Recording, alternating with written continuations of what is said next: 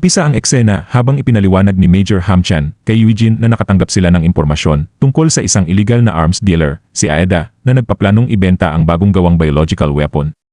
Ang grupong may balak bumili nito ay lubhang mapanganib. Ang kanilang misyon, na isang pinagsamang puwersa ng US at Korea, ay nakatuon sa pagkuha ng biological weapon at ang lead researcher nito na si Ethan Gardner.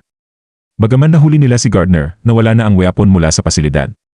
Sinabi ni Eugene na posibleng naibenta na ito o nailipat sa ibang lokasyon, at kinumpirma ng Major na si Gardner lamang ang nakakaalam ng lokasyon nito maliban na lang kung mahuhuli nila ang iba pang kasamahan ni Aida.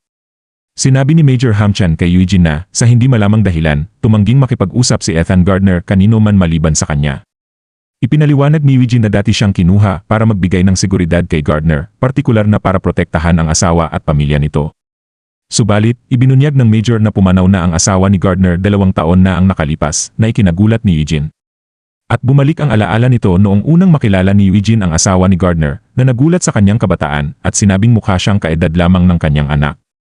At nagbago ang eksena kung saan iginigiit ng asawa ni Ethan Gardner na kumain muna si Eugene bago umalis. Subalit nag-atubili si Eugene at binanggit ang appointment ng babae, ngunit matatag niyang sinabi na hindi siya pwedeng umalis hanggang hindi siya nakakakain ng maayos. At pinagsabihan pa siya dahil puro energy bar lang ang kinakain niya sa murang edad. Tinawag niya rin ang anak niyang si Michael para sumalo at sabay silang kumain ni Eugene. Samantalang sa kasalukuyan ipinagpatuloy ni Major Hamchan ang paliwanag na, matapos mamatay ang asawa, si Dr. Gardner ay tumigil sa mga aktibidad sa labas at nagkulong na lamang. Kamakailan lang nila natuklasang dinukot siya ni Aida at pinilit na magtrabaho sa kanilang pananaliksik. At agad tiniyak ni Eugene sa Major na kakausapin niya si Gardner. Subalit biglang humingi ng paumanhin ang Major, aminadong napakabigat ng sitwasyon. Subalit mumiti si Eugene at sinabing kahit hindi gaanong ipinaliwanag ng Major, naramdaman niya ang bigat ng misyon, lalo na't maraming buhay ang nakasalalay. At natahimik lamang ang Major sa sagot ni Eugene. At pagkatapos makikitang pumasok na si Eugene sa silid ni Dr. Gardner, at nagulat ang doktor, napansin kung paano lumaki si Eugene mula sa pagiging bata patungo sa pagiging binata. At nang maupo si Eugene, binanggit ng doktor na 3 taon na rin ang lumipas.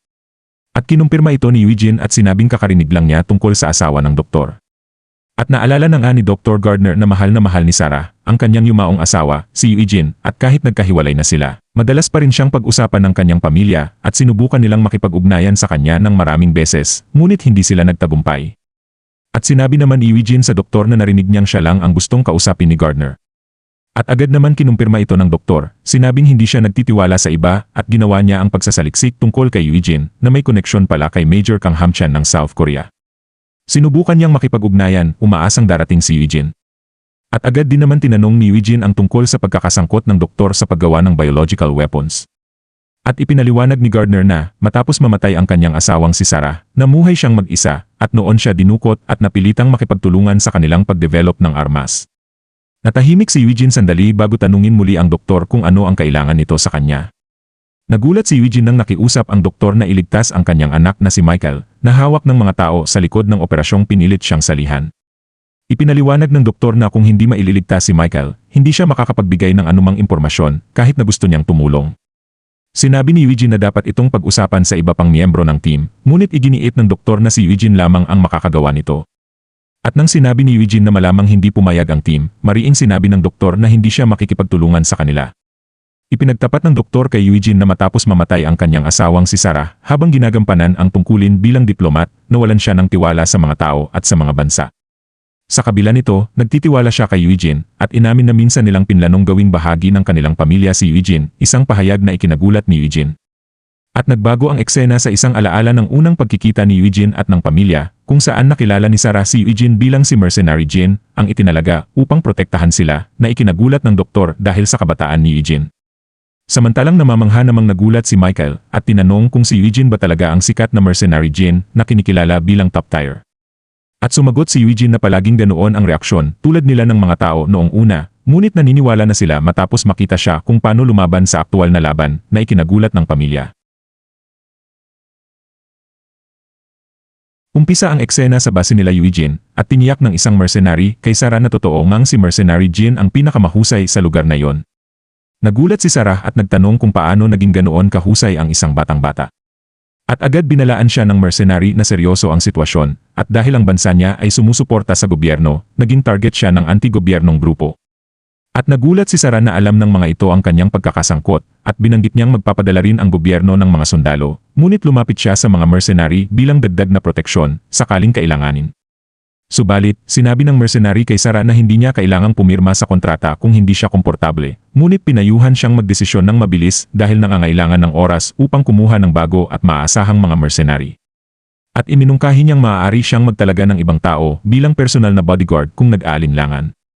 Subalit tumanggi si Sarah at sinabing hindi na kailangan, at pumayag siyang formal na pumirma sa kontrata, inamin na wala ng iba pang kasing husay at maaasahan tulad nila. Ngumiti ang mercenary at sinabing matalino ang kanyang desisyon dahil kakaunti ang handang tumanggap ng ganoong kahilingang ganoon kadali. Samantalang nagulat naman si Eugene nang agad na lumapit si Sarah at humingi ng paumanhin sa kanyang naging ugali at magalang na hiniling kay Eugene na protektahan sila. Pagkatapos, habang kumakain ang pamilya ni Sarah, inimbitahan siya ni Sarah na sumalo sa kanila, ngunit tumanggi si Eugene at sinabing sila na lang ang kumain. Nagtaka si Michael at iginiit na sumalo si Eugene, tinanong kung bakit hindi sila pwedeng sabay na kumain. Subalit natahimik lamang si Eugene at hindi nakasagot. At habang tahimik na naghihintay ang pamilya ni Sarah sa sagot ni Eugene, ipinaliwanag niya na ang pagkain kasama ang mga taong pinoprotektahan niya ay maaaring magpabagal ng kanyang reaksyon sa oras ng emergency, at hindi siya kailanman kumakain kasama ang kanyang mga kliyente. Nagulat ang pamilya, ngunit iginiit ni Michael na nasa loob naman sila ng ligtas na gusali ng gobyerno at hinikayat siyang sumalo kahit sandali lang. Subalit binago ni Eugene ang paksa, sinasabing lalabas muna siya para mag-imbestiga sa paligid na nag-iwan sa pamilya na tahimik at hindi na nakapagpilit pa. At makikitang isinagawa na nga ni Eugene ang pag-ikot sa paligid at pagkatapos mag-ikot ni Eugene, bumalik rin siya agad at nakita ang itinirang pagkain para sa kanya habang naroon si Sarah upang salubungin siya. Sinabi ni Sarah na kung hindi siya komportable kumain kasama sila, maaari siyang kumain mag-isa dahil tapos na silang kumain. At sinabi rin naman ni Michael na huwag siyang mag-alala dahil magbabasa lang sila sa isang sulok. At umupo na nga si Eugene at tahimik na tinitigan ang kanyang pagkain. Kinabukasan, tinanong ni Michael si Eugene kung kailan siya naging mercenary, ngunit pinagsabihan siya ni Sarah, sinasabing hindi iyon ang tamang tanong na dapat itanong. At habang lumilipas ang mga araw, makikitang itinuring ng pamilya ni Sarah si Eugene na parang bahagi na rin ng kanilang pamilya.